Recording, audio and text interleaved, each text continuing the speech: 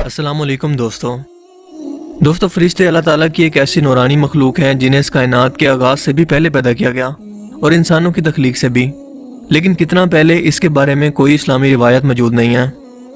اللہ تعالیٰ کی اس نورانی مخلوق کے اندر 4 فرشتے اتنے مقرب ترین اور اعلیٰ ترین مقام و مرتبہ رکھتے ہیں کہ ان کے ذمہ کائنات کے سب سے بڑے بڑے کام ہیں جنہیں وہ بنا تھکے ہر لمحے سر انجام دے رہے ہیں۔ رتبے کے لحاظ سے سب سے عظیم فرشتے حضرت جبرائیل علیہ السلام، پھر حضرت میکائیل علیہ السلام، پھر اسرافیل علیہ السلام اور چوتھے نمبر پر حضرت عزرائیل علیہ السلام ہیں، اور ان چاروں فرشتوں کو فرشتوں میں سب سے پہلے پیدا کیا گیا۔ حضرت عزرائیل علیہ السلام یا ملک الموت،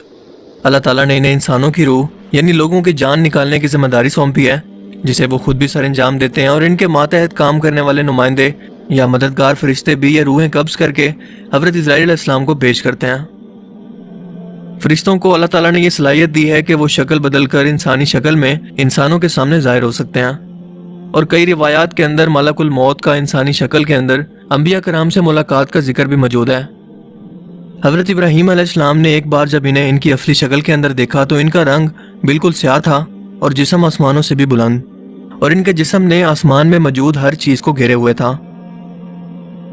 سفر معراج پر آپ صلی اللہ علیہ وآلہ وسلم نے ملک الموت کو ان کی اصلی صورت کے اندر دیکھا تو ان کے 4 منہ تھے۔ پوچھنے پر بتایا گیا کہ ان کا سامنے کا منہ نور کا بنا ہے جس سے وہ مومنین، صالحین اور نیک لوگوں کی روحیں قبض کرتے ہیں، جبکہ پیچھے کا منہ آگ کا بنا ہے جس سے وہ کفار اور مشرکین کی دردناک طریقے سے روح قبض کرتے ہیں۔ ان کا دایاں منہ غضب سے بنا ہے جس سے وہ گناہ گار ایمان والوں کی، جبکہ بایاں منہ قہر کا بنا ہے جس سے وہ منافقین کی روح قبض کرتے ہیں۔ جبکہ ان کی جسامت اتنی بڑی ہے کہ اگر ان کا ایک قدم مشرق میں ہو تو دوسرا مغرب میں ہوگا۔ ان کے بھی 4 پر ہیں لیکن وہ پرندوں جیسے نہیں ہیں، بلکہ صرف سمجھانے کی غرض سے بیان کیا گیا ہے۔ ان کے پاؤں زمین پر جبکہ ان کا سر آسمانوں سے بھی اوپر بلند ہے جس کا انسانی عقل تصور بھی نہیں کر سکتی۔ انبیاء کرام اور نیک لوگوں کی روح کو قبض کرنے کے لیے یہ خود حاضر ہوتے ہیں، جبکہ عام لوگوں کی روح قبض کرنے کے لیے ان کے نمائندے یہ کام سر انجام دیتے ہیں۔ کائنات میں واحد ایک ایسی ہستی ہمارے پیارے آقا نبی کریم صلی اللہ علیہ وآلہ وسلم کی ہے جن کی روح کو قبض کرنے سے پہلے ملک الموت کو یہ حکم تھا کہ نہ تو میرے محبوب کی اجازت لیے بغیر ان کے گھر میں داخل ہونا اور نہ ہی ان کی اجازت کے بغیر ان کی روح قبض کرنا، بلکہ اگر وہ دنیا میں رہنا چاہیں تو رہنے دینا، ورنہ بتا دینا کہ اللہ تعالیٰ ان کی ملاقات کے شوق میں ہے۔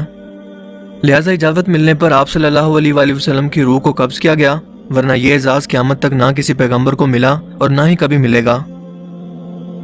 حضرت موسیٰ علیہ السلام اللہ تعالیٰ کے لاڈلے اور جلیل القدر پیغمبر تھے۔ آپ کی روح قبض کرنے کے لیے جب حضرت عزرائیل علیہ السلام حاضر ہوئے اور اللہ کا حکم سنایا تو آپ نے جلال کے اندر آ کر انہیں ایک زوردار تماچا رسید کر دیا، اتنی زور کا کہ ان کی ایک آنکھ نکل گئی۔ ملک الموت نے اللہ تعالیٰ سے جا کر عرض کی کہ اے اللہ، آپ کے بندے نے میرے ساتھ یہ سلوک کیا ہے۔ اللہ تعالیٰ نے انہیں ان کی آنکھ واپس کر دی اور کہا کہ جا کر موسیٰ علیہ السلام سے کہو کہ ایک سرخ گائے کے بالوں پر ہاتھ پھیریں، ان کے ہاتھ کے نیچے جتنے بال آئیں گے اتنے سال ان کی عمر بڑھا دی جائے گی۔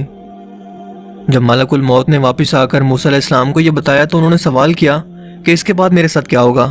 ملک الموت نے جواب دیا کہ پھر کلو نفس ذائقۃ الموت، یعنی کہ اس کے بعد بھی آپ کو موت ہے۔ حضرت موسیٰ علیہ السلام نے فرمایا کہ پھر آج ہی میری روح قبض کر لو۔ یہ روایت صحیح مسلم اور صحیح بخاری دونوں کے اندر موجود ہے۔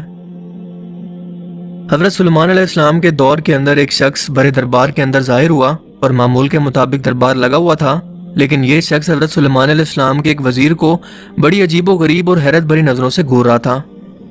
اس شخص کے دربار سے جانے کے بعد حضرت سلیمان علیہ السلام نے اس وزیر کو بتایا کہ وہ ملک الموت تھے۔ وہ وزیر ڈر گیا اور سوچنے لگا کہ شاید اس کی موت کا وقت قریب آ گیا ہے۔ اس نے حضرت سلیمان علیہ السلام سے کہا کہ ہوائیں آپ کے تابع ہیں، آپ انہیں حکم دے کہ مجھے ابھی ہندوستان کی سرزمین پر پہنچا دیں، جو کہ یہاں سے کئی دن کی مسافت پر ہے۔ سو حضرت سلیمان علیہ السلام نے ایسا ہی کیا۔ اگلے روز ملک الموت دربار کے اندر دوبارہ حاضر ہوئے۔ جب ان سے پوچھا گیا کہ آپ کہاں سے تشریف لا رہے ہیں اور میرے ایک وزیر کو کل آپ ایسے گھور کیوں رہے تھے، تو انہوں نے جواب دیا کہ مجھے اللہ کی طرف سے حکم ملا تھا کہ اس شخص کی ہندوستان کی سرزمین پر روح قبض کروں،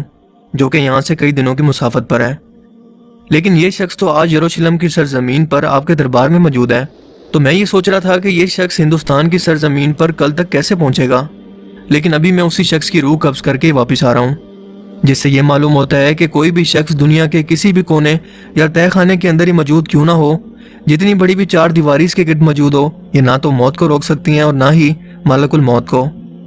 کیونکہ ملک الموت انسانی جسم جیسی خصوصیات نہیں رکھتے اور نہ ہی ان پر ٹائم لاگو ہوتا ہے اور نہ ہی اس دنیا کے مادی قانون، اسی لیے وہ دنیا کے ہر کونے میں ایک ہی وقت کے اندر موجود رہتے ہیں۔ اللہ تعالیٰ نے ان کے لیے زمین کو بالکل ایک پلیٹ کی طرح ہموار کر دیا ہے، یا پھر انسانی مٹھی کی طرح جس پر وہ جب چاہے جیسے چاہے ہر وقت پہنچ سکتے ہیں۔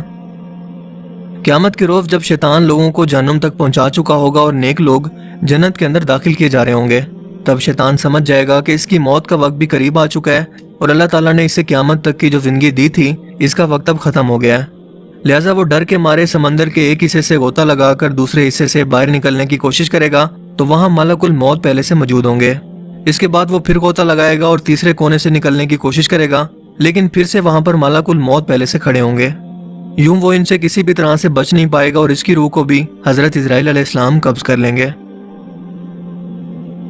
ملک الموت کو ہی لوگوں کی روح قبض کرنے کی ذمہ داری آخر کیوں دی گئی؟ اس کے پیچھے ایک واقعہ موجود ہے۔ جب حضرت آدم علیہ السلام کی تخلیق کا وقت آیا تو اللہ تعالیٰ نے حضرت جبرائیل علیہ السلام کو زمین سے مٹی لانے کا حکم دیا۔ سو حضرت جبرائیل علیہ السلام زمین پر اس جگہ پر آئے جہاں پر آج کعبہ موجود ہے اور وہاں سے خاک اٹھا لی، لیکن زمین نے انہیں قسم دی کہ خدارا یہ خاک لے کر یہاں سے مت جاؤ، کیونکہ اس سے جو خلیفہ پیدا ہوگا اس کی اولاد بہت گناہ گار ہوگی، اس پر اللہ کا عذاب بھی نازل ہوگا، اور میں بھی اللہ تعالیٰ کی تخلیق ہوں اور جانتی ہوں کہ میں اس قدر عذاب کو برداشت نہیں کر سکتی۔ اس بات کو سن کر جبرائیل علیہ السلام وہ خاک لیے بغیر واپس آ گئے، جس کے بعد میکائیل علیہ السلام اور پھر اسرافیل علیہ السلام کو بھیجا گیا، لیکن وہ بھی اس خاک کو لیے بغیر واپس آ گئے۔ لیکن جب ملک الموت کو بھیجا گیا تو زمین نے ان سے وہی کہا جو اس سے پہلے 3 فرشتوں کو کہا، لیکن ملک الموت نے فرمایا کہ تم مجھے جس رب کی قسم دیتی ہے میں بھی اسی رب کے حکم سے آیا ہوں اور یہ خاک لے کر ہی جاؤں گا، لہٰذا انہوں نے ایسا ہی کیا۔ تب اللہ پاک نے فرمایا کہ اسرائیل تمہارا دل ان معاملات کے اندر بہت سخت ہے کہ تم کسی بھی شخص کے ماتم بنانے پر یا قسم دینے پر یا پھر کسی کو روتا دیکھ کر اپنا فیصلہ بالکل نہیں بدلو گے، لہٰذا اس خاک سے پیدا ہونے والی مخلوق کی روح کو قبض کرنے کا ذمہ میں تجھے دیتا ہوں۔ حضرت اسرائیل نے فرمایا کہ اے اللہ پھر تو آدم کی اولاد مجھے اپنا دشمن سمجھے گی۔ اللہ تعالیٰ نے فرمایا کہ فکر مت کرو، میں ہر شخص کے موت کی وجہ مقرر کروں گا، لہٰذا وہ خود کو اس کا قصوروار جانیں گے نہ کہ تمہیں۔ دوستو لفظ اسرائیل عربی زبان کے لفظ ازرا اور ایل سے مل کر بنا ہے۔ ازرا کا مطلب ہے بندہ اور ایل کا مطلب خدا ہے، یعنی کہ خدا کا بندہ، جن کے بارے میں قرآن کریم میں بیان ہے کہ جس کا کام زندہ موجودات کی روح کو قبض کرنا ہے۔ سورہ الانعام کے اندر بیان ہے کہ وہی غالب ہے اپنے بندوں پر اور تم پر نگہبان بھیجتا ہے، یہاں تک کہ تم میں سے کسی کو موت آتی ہے تو ہمارے فرشتے اس کی روح قبض کرتے ہیں۔ اس آیت مبارکہ سے تو ایسا تصور ملتا ہے کہ شاید انسانوں کی روح فرشتوں کا ایک گروہ قبض کرتا ہے، جبکہ ہمیں تو معلوم ہے کہ یہ ذمہ داری صرف ملک الموت کے ذمہ ہے۔ سو پھر اس آیت مبارکہ کا مطلب کیا ہے؟ دراصل اس آیت مبارکہ کا مطلب ہے کہ ملک الموت کے ساتھی اور ان کے نائب جیسا کہ نازعات، سابحات اور ثاقبات، یہ ایک مخصوص قسم کے فرشتوں کے گروہ ہیں جن کی الگ الگ ذمہ داریاں ہیں۔ مثال کے طور پر نازعات، سابحات اور سابقات ایک خاص قسم کی مخلوقات کی روح قبض کرتے ہیں، جبکہ ناشطات گروہ کا کام ہے کہ مومنوں کی روح کو آسانی سے اور مہربانی سے قبض کریں، جبکہ نازعات کا کام ہے کافروں کی روح کو شدت اور عذاب کے ساتھ قبض کرنا، جیسا کہ قرآن کریم میں بیان ہوتا ہے کہ کافروں کی جان سختی اور عذاب سے نکلتی ہے اور موت کے فرشتے اس کے ارد گرد اور آگے پیچھے احاطہ کر لیتے ہیں، انہیں مارتے ہیں، لیکن مومنین کی جان کو نہ صرف انتہائی مہربانی سے نکالتے ہیں بلکہ باقاعدہ انہیں جنت کی خوشخبری بھی دیتے ہیں۔ اللہ تعالیٰ ہمیں بھی ایسے خوش نصیب لوگوں میں شامل فرمائے۔ دوستو قانون قدرت ہے کہ دنیا و کائنات کی ہر ایک چیز کو موت آنی ہے سوائے اللہ تعالیٰ کی ذات کے، جس دن ہر زندہ چیز فنا ہوگی۔ اس روز اللہ تعالیٰ 3 مرتبہ پوچھیں گے کہ ہے کوئی آج میری برابری کا؟ آج کے روز کس کی بادشاہت ہے؟ کون ہے آج کے روز دنیا و کائنات کا حکمران؟ میرے علاوہ اگر کوئی خدا ہے تو سامنے آئے۔ جب اللہ تعالیٰ کی پیدا کردہ ہر مخلوق کو موت آ جائے گی تو صرف 4 فرشتے موجود ہوں گے، لیکن ملک الموت ایک ایک کر کے باقی 3 فرشتوں کی روح کو قبض کریں گے، یعنی کہ جبرائیل علیہ السلام، میکائیل علیہ السلام اور اسرافیل علیہ السلام کی روح کو، جس کے بعد آخر میں اللہ پاک ملک الموت سے فرمائیں گے کہ جب میں نے انسانوں کو تخلیق کیا تو ان کی موت کا نظام بھی مقرر کیا، جو کہ اب ختم ہو چکا ہے اور کائنات کی ہر چیز کو موت آ چکی ہے، لہٰذا اب تم بھی مر جاؤ۔ اور یوں ملک الموت کو یعنی موت کے فرشتے کو اللہ کے حکم سے موت آ جائے گی اور پوری کائنات میں صرف اللہ تعالیٰ کی ذات کا وجود اور نور باقی رہے گا،